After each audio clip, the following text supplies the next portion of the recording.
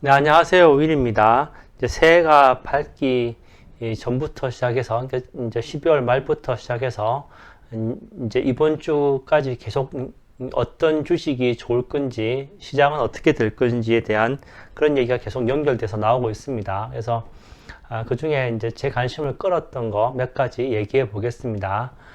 2022년도에 여기 나온 것처럼, 어, 이제 마켓 예상하는 건데 여기 보시는 이제 요 아이콘 있죠. 이분이 이제 브라이언 손지라는 분입니다. 그래서 야후 파이낸셜 유튜브 보시면은 남자 메인 앵커 브라이언이 이제 이분입니다. 그래서 이제 메타버스란 분위기도 있고 그래서 그런지 이렇게 이제 아이콘화 시켜서 나왔는데 7가지 이제 뭐 예상을 해보는 겁니다. 그래서 첫 번째 하신 것이 20% 정도의 코렉션은 언제든지 올 수 있다. 올해에. 그죠? 그래서 이게 보통 사람들 이제 얘기하는 것이 아무래도 3월 FOMC 때 이제 테이퍼링을 끝내면서 한 5월 달부터 첫 번째 이자율을 올리는 걸 하지 않겠느냐. 이게 이제 제일 지금 컨센서스가 많습니다. 그래서 그때쯤에서 첫 번째 이자율 올릴 때 한 20% 정도의 조정이 오지 않을까 이런 얘기를 하는 것 같습니다. 두 번째로는 2021년도에 이어서 2022년도에도 이 집값은 계속 오를 거라고 본다는 겁니다. 특히 한 10% 정도 더 이상 오를 거라고 보는 거죠.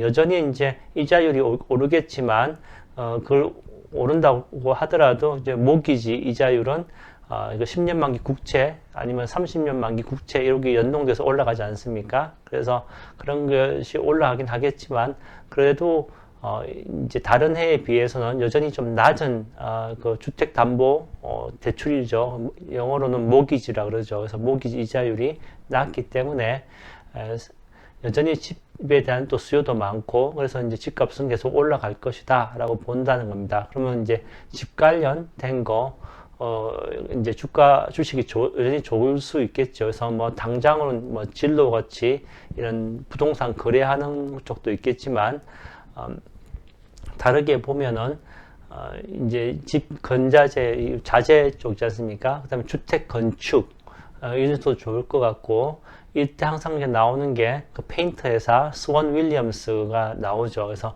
그런 스원 윌리엄스가 지난해도 좋았고 올해도 좋을 것 같습니다. 그래서 또 뭐 자재 쪽은 홈디포나 로스 같은 것도 있고요. 그래서 제 채널에만 찾아봐도 이제 집에 관계된 거 여러 이제 집 짓는 주식 이렇게 해서 제가 그 커뮤니티에 포스트도 올린 것 같습니다. 그래서 찾아보시면은 충분히 리스트를 구하실 수 있을 것 같습니다. 그 다음에 이제 저는 별로 관심이 없는데 이 뭐 코리 회사가 있죠. 여기 이제 이 제가 알기로는 저기 패션 회사 같은데 이제 새로운 매니지먼트가 들어올 거라고 하는 거고요. 다음으로는 이제 코인베이스하고 로빈후드 이 가격이 이제 연말에는 이제 좀 올라갈 거다. 그죠?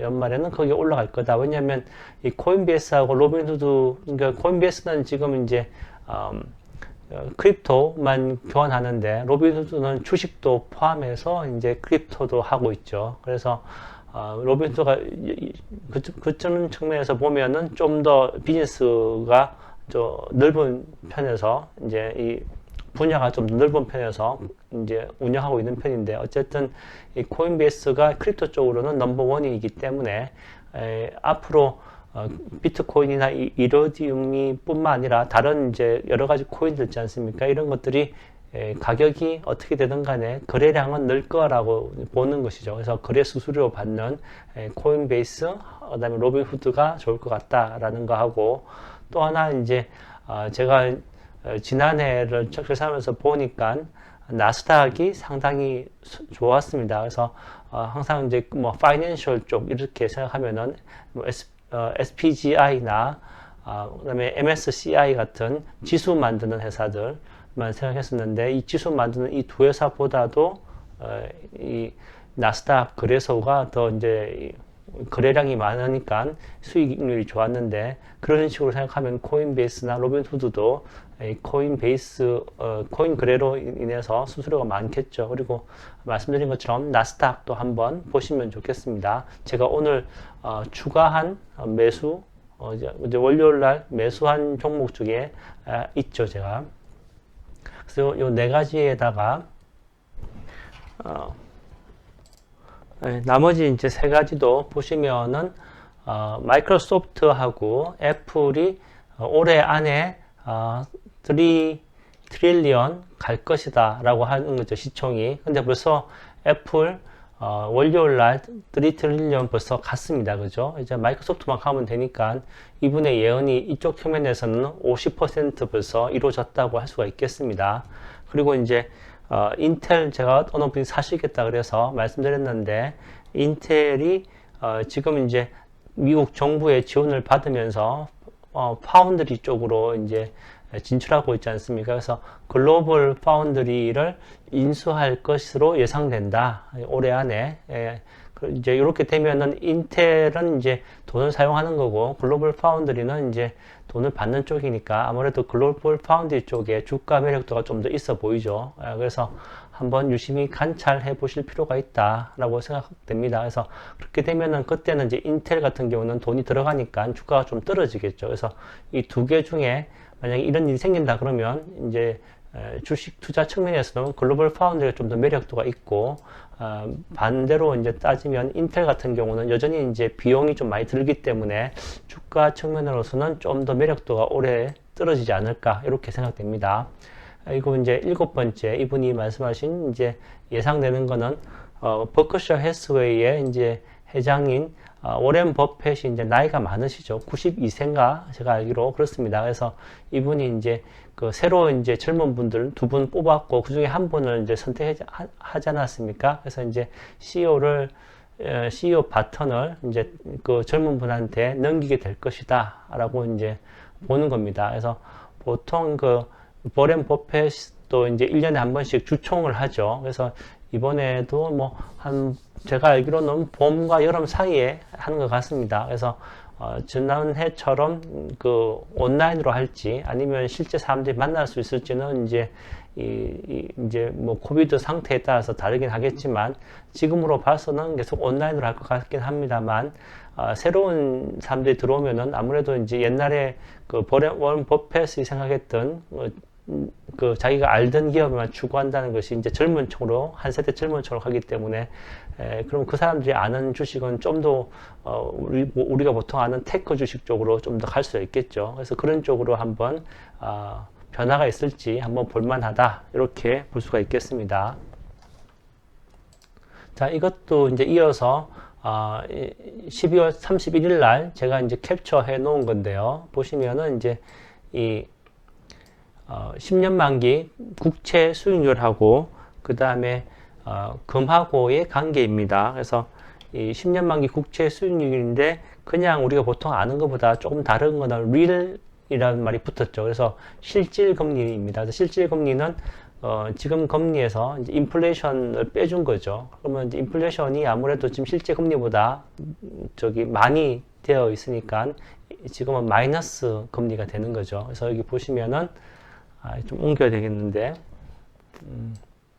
예, 좀 여기 보시면은 이제 마이너스가 여기 보면 이제 마이너스 0 밑으로 가 있지 않습니까? 그래서 좀 진한 요 자주색이 10년 만기 실제 이자율인데 여기 마이너스 한 1% 밑에 가 있습니다. 이제 인플레이션을 반응했기 때문에 그렇고요. 그리고 이제 이 청색은 금 가격입니다. 그래서 온스당 보통 이제 트라이 온스 쓰죠. 그래서 US 달러로 쳤을 때 요 가격이니까 여기 있는 게 한 2,000불 약간 밑에 한 1,800불 정도라고 보시면 되겠습니다. 그래서 역사적으로 2010년도부터 이렇게 한번 보시면은 이게 상호 연관성을 보이면서 이제 보이는데, 이게 이제 이렇게 떨어졌다가 이렇게 또 다시 붙지 않습니까? 지금 이제 떨어져 있는 게 그죠? 이게 이제 한 이 정도 선에서 붙게 될 거라는 겁니다. 그러면 이제 10년 만기 국채 실제 수익률이 한 여기 1에서 2% 정도로 되고, 이제 그러면 이 인플레이션하고 연결되겠죠. 그래서 아무래도 올해 한 하반기쯤 되면 어느 정도 인플레이션이 좀 잡히면은, 그리고 그다음에 10년의 국채가 계속 이제 이자율 증가나 경기에 대한 기대감으로 오르게 된다면은, 그러면은 한 이 정도까지 올라가겠죠. 그래서 1에서 2%까지 오르지 않겠습니까? 그래서 한 이 정도까지 오르고, 금값은 이렇게 내려와서 얘들이 한 이쯤에서 만나게 될 것이다. 그래서 금에 투자하는 것은 사실 좀 이자율이 오를 걸 예상할 때는 덜 매력적이다라고 할 수가 있겠습니다. 그렇지만 이제 여기 보시면 금 투자하시는 분들은 구조적으로 이 불마켓을 예상하고 있다고 합니다. 그래서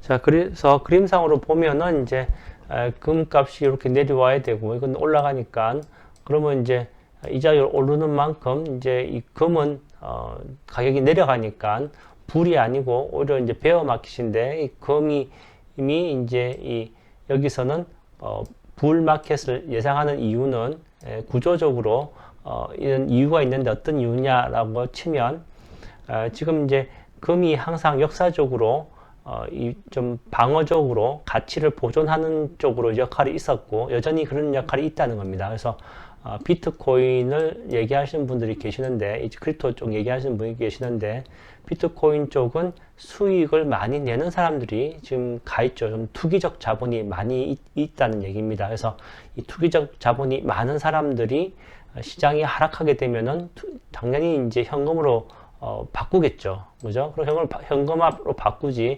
이걸 이제 계속 위기라고 해서 이 캐시가 반대로 비트코인으로 들어오지는 않을 거라는 겁니다. 결국 이런 캐시가 들어오는 자리는 골드가 될 것이라는 것이고, 앞에 이제 이 예견했던 것처럼 한 20% 정도의 조정이 예상된다는 얘기는, 다르게 얘기하면 금이 역사적으로 보면 이렇게 중간으로 모여야 되지만, 금이 지금은 이제 어느 정도 이렇게 내려가지 않고 이것만 올라오고, 금은 이제 이렇게 더 가는 이쯤에서 형성되지 않겠느냐. 그래서 구조적으로 지금 이제 불마켓을 가질 수 있는 그런 형태를 가지고 있다, 금이. 그래서 이제 어느 정도 금을 안전자산으로 갖고 있는 것이 22년도에는 좋을 것 같다. 이게 이제 금에 대해서 긍정적으로 생각하는 분의 의견이었습니다. 그래서 앞에 갖고 있는 20%의 조정 가능성하고, 그 다음에 이제 금을 긍정적으로 보는 분하고의 의견을 합치면 이렇게 된다라고 보시면 되겠습니다. 그리고 참고로 이제 금 가격 보실 때 금만 보시지 마시고 금광 있죠. 휴먼 골드 있지 않습니까? 그래서 금광을 보시면 오히려 이제 금값이 이제 금값은 오르는데 휴먼 골드는 내려갈 때가 있습니다. 그런 얘기는 앞으로 금값이 내려갈 것이라고 예상되는 거고요. 반대로 금값은 지금 내리는데 휴먼 골드는 올라갈 때가 있습니다. 그런 얘기는 앞으로 금값이 오를 것이라고 보여진다라고 볼 수가 있습니다. 그래서 같은 금이라도 금 자체가 있고 광산하는 휴먼 골드도 있으니까 그 두 개 상관관계를 보시면서 금 투자하시는데 관심이 있으신 분들, 특히 이제 22년도에 이런 변동성에 대해서 금으로 만약에 대처하시고 싶으신 분들은 그 두 개의 관계를 보시면서 투자하시면 도움이 될 것 같습니다. 그리고 이제 이거는 이제 여러분 제가 이제 보여드려서 아실 건데, Fear and Greedy, 이제 CNN 비즈니스에 있는 그 지수입니다. 공포 지수라고 보통 알려져 있죠. 현재 지금 이제 보통 여기 한 80 넘어가면 조정이 오는데, 지금은 한 여기 60, 70대 가 있지 않습니까? 이번 주까지 한 요 정도 사이의 폭에서 올라갈 수 있겠지만, 다음 주 중에 이제 또 이렇게 내려올 수도 있다, 가능하다라는 걸 이제 우리가 생각할 필요가 있습니다. 그 이유, 이제 이렇게 생각하시는 분들은 1월 달에 10% 정도 조정이 올 수 있다, 이렇게 이제 보시는 분들인데, 그 이유는 이제 미 10년 만기 국채 수익률이 지금 지난 주에 1.4에서 1.5로 갑자기 뛰더니 현재 지금 1.61로 가 있죠. 그래서 이런 거가 지금 이제 예상되기 때문에, 그리고 앞으로 이게 더 계속 오른다고 치면은 그러면 나스닥 같은 성장주부터 시작해서 중소형주부터 이제 다시 떨어지기 시작하겠죠. 이제 그런 거를 예상할 수가 있다는 겁니다. 그래서 좀 조심할 필요가 있다. 여기 10년만 국채 수익률 좀 봐야 된다라고 이제 할 수가 있겠습니다. 그리고 이제 그림으로는 제가 이제 마지막인데, 여기 이제 1월 3일 날 1월 3일 날 이제 그러니까 이제 월요일이죠. 월요일 날 이 안건모의 휙 서비스라는 ETF 유튜브가 있죠. 여기서 이제 여기는 이제 보통 한 4분, 5분짜리 영상을 이제 하루에 한 번씩 만드시는 것 같습니다. 그래서 여기 보시는 게 미국의 10년 만기 국채 금리가 다음 달이니까 2월 달이죠. 2월 달에 1.95% 넘는다는 거에 대해서 이제 옵션을 했다는 겁니다. 그래서 이 옵션 할 때 저당을 디파짓 해야 되죠. 그게 한 200억 정도 하고 이제 이 옵션을 샀다고 하는데, 이 풋 옵션이 지금 다음 달에 여기 한 2%, 지금 현재 1.6인데 2%까지 이렇게 오른다는 거 아닙니까? 그러면 이제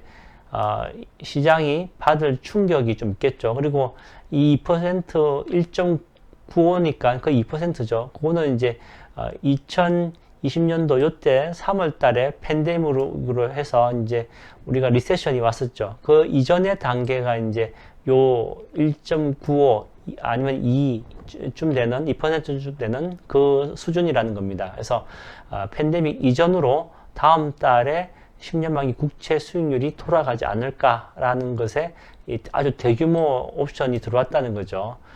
그렇게 된다고 이제 만약에 한다 그러면 주가 측면에서는 상당히 좀 충격이겠죠, 지금.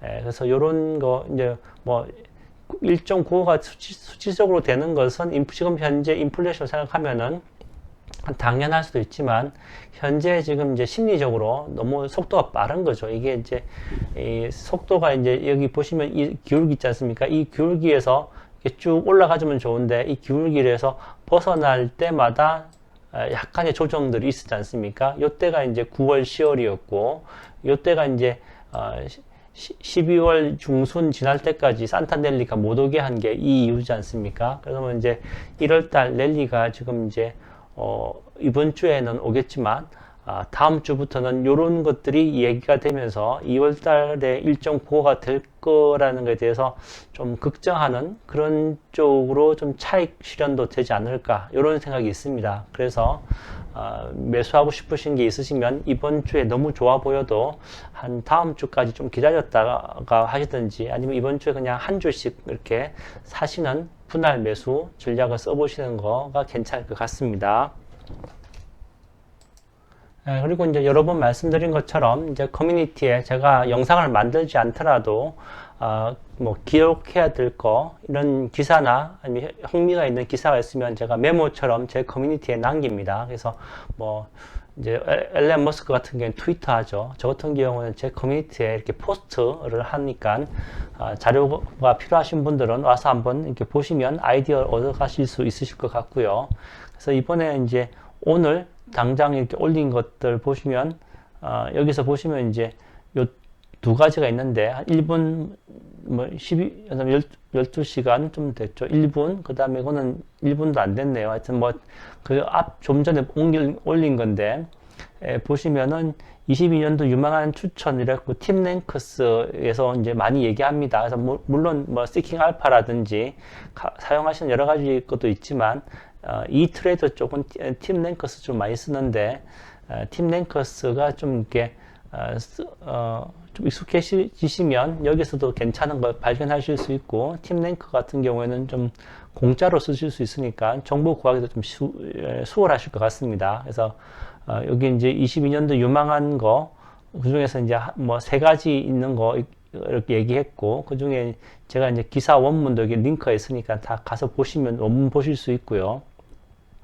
그 다음에 이제 여기 보시면은 지금 이제 팀랭크죠. 팀랭크에서 보시면은 메뉴에 보면은 이렇게 스탁 애널리시스가 나옵니다. 보통 이제 여기서 기사에서 보여주는 것은 이게 애널리시스 포캐스트라고 해서 이제 애널리스트들이 예상치죠. 그래서 뭐 세 분이 이제 레이팅을 줬고, 그다음에 바이렛을 줬다, 전부 다. 이런 얘기죠. 홀딩은 없고, 셀은 없고. 그래서 이제 현재 주가 8불 25인데, 이제 이 평균 주가, 세 분의 평균 목표 주가가 11불이다. 그렇게 하면은 8불 25에서 11불까지 올라가려면 업사이드 33% 있다. 이렇게 이제 1년 안에 이제 있는 겁니다. 그래서 이렇게 해서 기사가 보통 나오는데 제가 이제 권하는 거는 요 바로 위에 있는 스탁 애널리시스를 먼저 보시면 좋겠습니다. 여기 보시면 여기서 이제 보시면은 요 9점이라는 거 있죠. 그래서 이제 이 트레이드에서 이거 이 자료를 쓴다고 했지 않습니까? 그리고 제가 보는 피델리티는 또 이제 인피니티에서 하는 자료이기 때문에 좀 다르긴 하지만 어쨌든 같은 개념으로 스마트 뭐 이퀴티 스코어라 그러죠.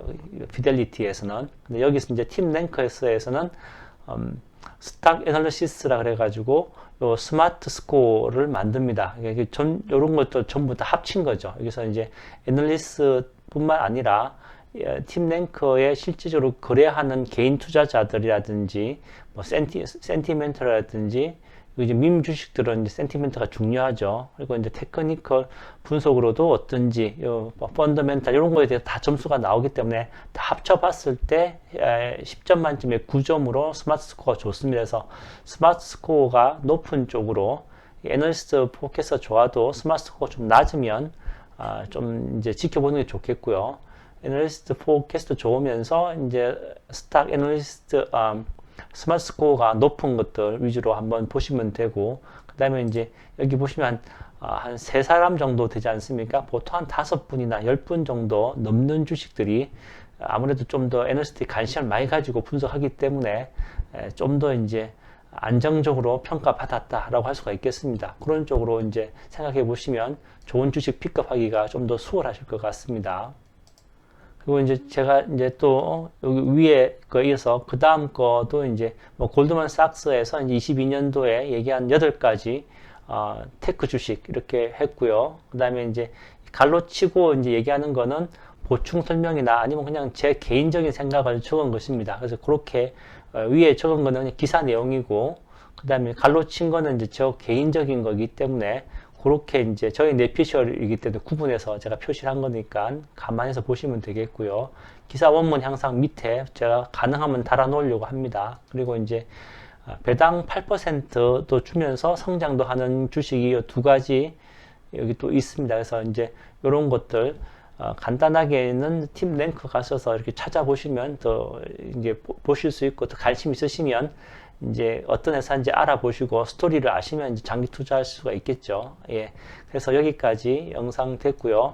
내일은 좀 상승하는데 내일 또 10년 만기 국채도 또 상승합니다. 그래서 좀 조심스럽게 이제 보셔야 되지 않겠나 이런 생각이 들었습니다. 자, 행복한 투자 되십시오.